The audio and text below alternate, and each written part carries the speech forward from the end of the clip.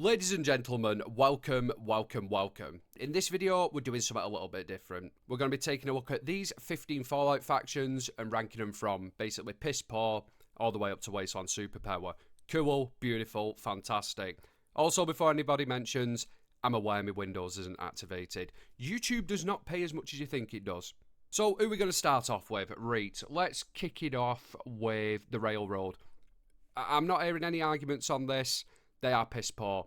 They are literally just a band of people on the moral high ground, just being pointless, effectively. Yes, they have some cool characters, Deacon being one of them, but they are shite. I don't like the Railroad. They're going in weak. Argue with me if you want down in the comments. But no, nah. No more discussion on them. They are crap. Let's take a look at somebody a little bit more fruity, or some people that are a little bit more fruity, the Children of Atom.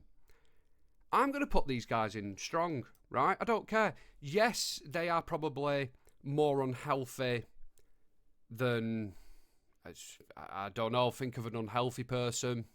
Probably somebody massively overweight and sits in the basement all day, frothing at the mouth on YouTube videos. They're going in strong despite that, okay? It is my reasoning why. One, they have access to gamma weapons, which is devastating to humans. Not the only faction, I get it, but that is one of my reasons behind this. Two, there's a fair few of them. Three, they do have some pretty prolific members. What's that former Enclave soldier that they've got? What's he called? It's in Far Harbor. Can't remember his name, I'll pull it up in a minute. But yeah, they have people like that. But the main thing is, they are religiously fanatic. And people that are fanatics will do some pretty mad shit for what they believe in. Yeah? We can see that in the real world all the time. Okay? So, the Children of Atom, purely and simply because they are absolute lunatics and they do have a decent number, I'm going to put them in strong. Are they a regional powerhouse? No. They're too far spread out across the wasteland. But yeah, definitely strong. Definitely 100% strong. Moving on swiftly. Brotherhood of Steel. I see. Again, this is one that could go one of two ways, okay? You could put them in strong as a whole. They do have quite a presence across the wasteland. They're obviously extremely technologically advanced. However, you can't really put them as a regional powerhouse because where they are in them regions, there is other factions which are more powerful than them. The only argument you could make against this is maybe the Commonwealth, if you side with them in Fallout 4. Maybe the Capital Wasteland as well. But as a whole, I'm just going to put them in strong. The biggest letdown for the Brotherhood of Steel and the Enclave, actually, is just how set they are on genocide on people or creatures they don't class as worthy. They're not quite as bad as the Enclave, but they're limiting the numbers.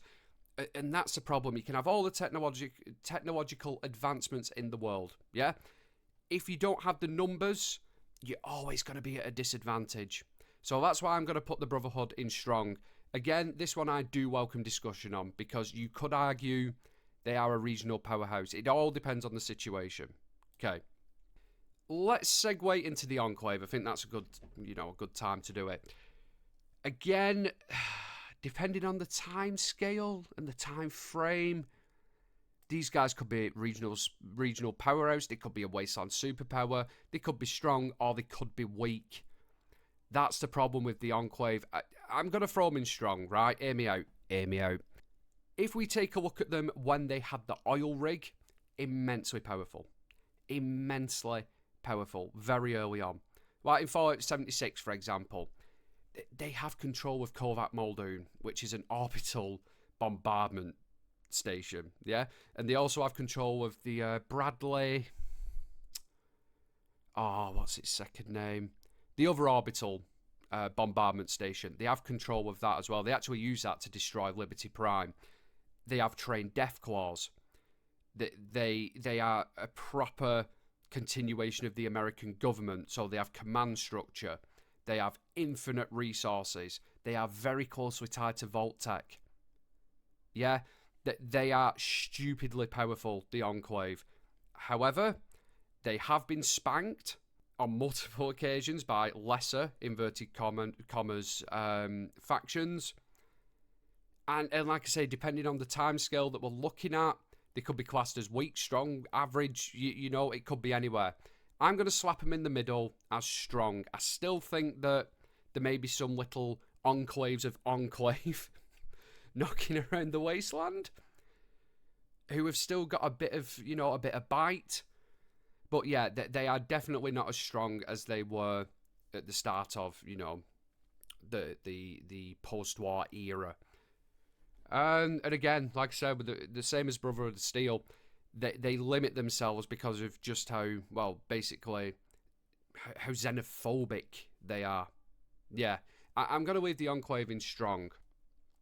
Now, on the back of that, Vault-Tec. They're going to have to go with the Enclave because the Enclave is Vault-Tec. More accurate would be Vault-Tec is the Enclave. As I mentioned, and as most of you probably know, the Enclave was like a shadowy element within the government. So they are a continuation of the American government. The American government funded Vault-Tec, and a lot of the experiments were done on the Enclave commands. Yeah, do you get what I'm saying? The Enclave still has access to the vaults, for God's sake. So yeah, while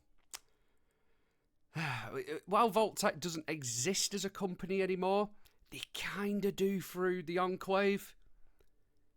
Yeah, I'm going to leave Vault-Tec there because, yeah, they are the Enclave, effectively. Right, end of, done, dusted.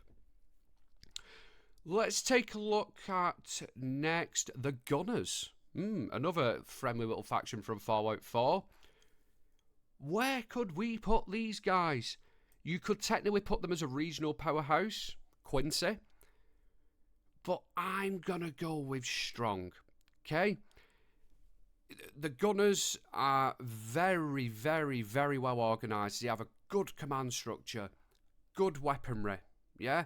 They are a proper fighting force. They are only mercenaries, but they are a proper fighting force. With them being mercenaries, though, I don't think their agenda is let's take over an area and keep it. Although we do see that in Fallout 4, they mainly do jobs for the highest bidder, okay? They're not into the old settlement conquering kind of vibe. So yeah, while they are militarily adept, and they do have the gear to back it up, they're not good enough to be a regional powerhouse. They're strong, they can put up a fight. I mean, for Christ's sake, they wiped out the Minutemen. Minutemen, let's take a look at these guys. Yeah, I'm going to put them in weak. Now, yes, I know if you side with them in Fallout 4, you can build them back up. However, when we first meet them, it's Preston Garvey, for Christ's sake. Preston Garvey. That guy's enough to warrant their extinction. He really is. Even when you do build them up as well, they're still using laser muskets. They're not really... Yeah, they're not really terrifying, are they? They was at one point until the Gunners, you know, absolutely destroyed them. But I'm going to put them in weak. I'm going to put them in weak. I'm sorry for Minutemen lovers out there, but they're just not it. They're just not it. They are going in weak, unfortunately. Now, the Institute. Ooh, yeah. Now, this is an interesting one. I'd like to put them in a regional powerhouse because it's an hard one. In the Commonwealth, right, they don't actually have much of a presence above ground, okay? But the mere mention of their name terrifies people. And to me, to have that kind of power by just speaking like the bogeyman, to instill that much fear just off a name without having to do any form of like aggressive maneuvers, that is power. That is power. But can they actually back it up militarily? Yes, they have access to a lot of synths, they have high-tech power armor, they have high-tech weapons, but again, they've got the same problem as the Enclave and the Brotherhood of Steel. very xenophobic, very isolationist. But again, purely and simply just because of that fear factor and how advanced they are. Like, them guys, they could literally rebuild the wasteland. If they got a leader who turned around and said, right, we need to help the wasteland, them guys could rebuild it. So yeah, I'm going to put the Institute in a regional powerhouse.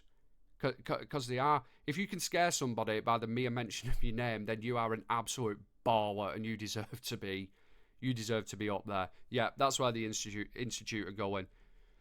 But then again, are they more powerful than Brotherhood of Steel? I don't know. It's variables. It's variables, isn't it? It's variables. I'm going to leave them there. Please discuss that down in the comments. That's an interesting one.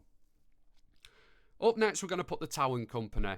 For those of you who don't know, they are the mercenaries from Fallout 3 that wear the black combat armour. They're going as average. Much like the Gunners, they are quite well organised. They have decent weaponry, decent tactics, but I don't think they're as adept as the Gunners. So I'm going to put them in average. We don't know too much about them either. So yeah, I'm going to put them in average. That is a pretty fucked up flag they've got, though. That is pretty disturbing. Yeah, cool, nice. Moving on. Tribals. Okay, now tribals are the Great Kahns, the Vipers, the Boomers, even. You know, you could call the Boomers tribals. These guys are all descended from Vault Dwellers. Well, I say all, mostly descended from Vault Dwellers. However, there is not many of them left. We'll get on to the reason why soon. If all the original tribes banded together under one leader, they would be a wasteland superpower. No question about it. However, that is not the case in lore. I'm going to have to put them in... No, I'll put them in average, purely and simply because of how depleted they are. Let's move on to the Raiders. I'm going to put them as average, guys. I'm sorry. They're going as average. The Raiders could be a wasteland superpower, but only if they had a leader that bonded them together. Okay? Individually, they are shit. You can take on a Raider band on your own. You can. You can take on a Raider band, comfortably defeat them. They are really, really easy to deal with. However, if something like Nuka World, for example, occurred on a nationwide basis, the Raiders, oh yeah, they are going as a wasteland superpower.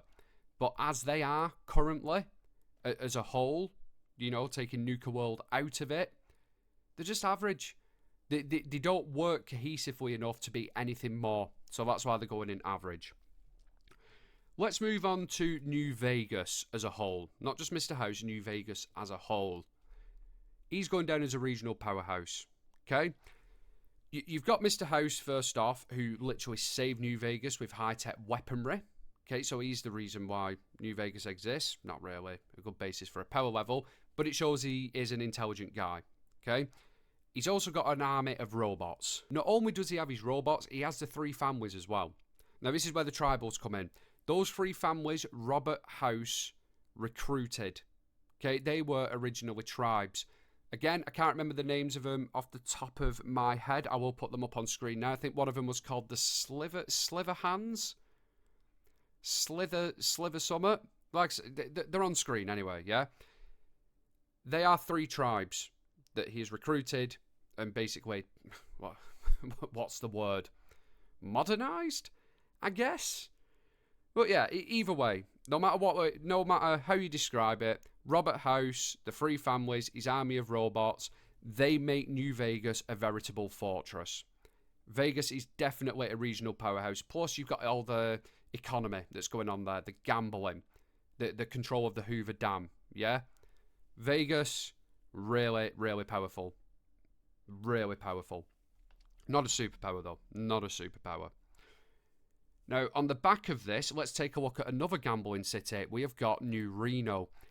I'm going to put them down as strong. Now, for those of you who don't know, New Reno is basically a budget version of New Vegas.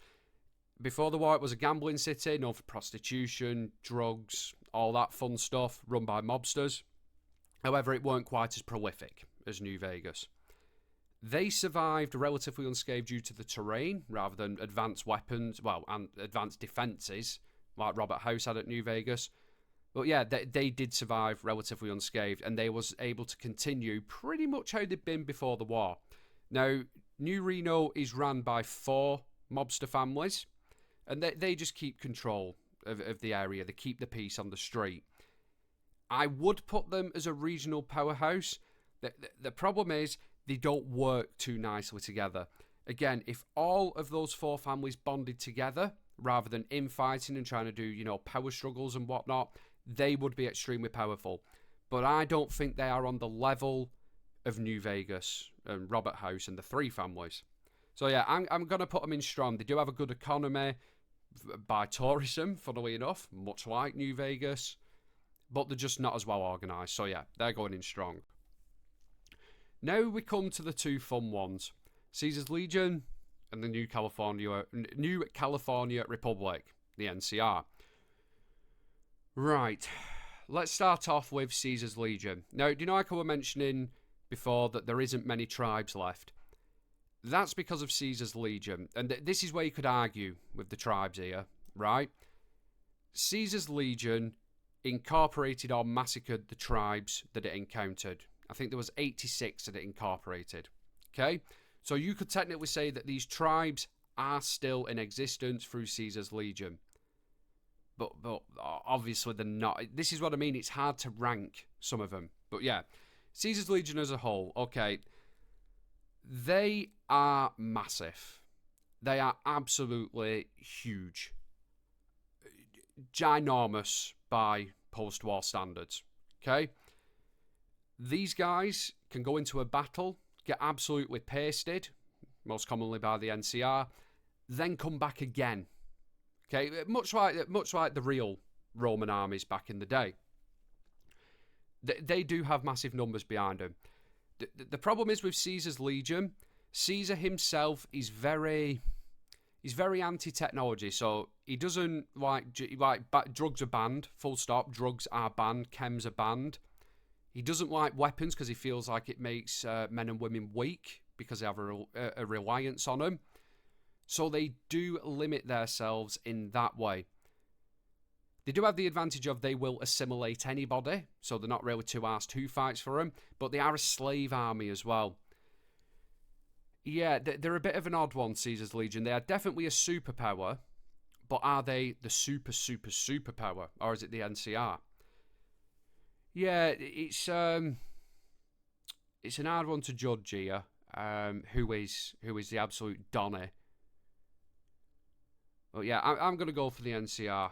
I mean, one thing Caesar's Legion does have as well, though, their warriors are immensely capable because they can't rely on weapons as much as the NCR. Like, one-on-one combat, the Legionnaires, well, not even the Legionnaires, the standard auxiliary, I think that's the right word, they would absolutely paste an NCR soldier.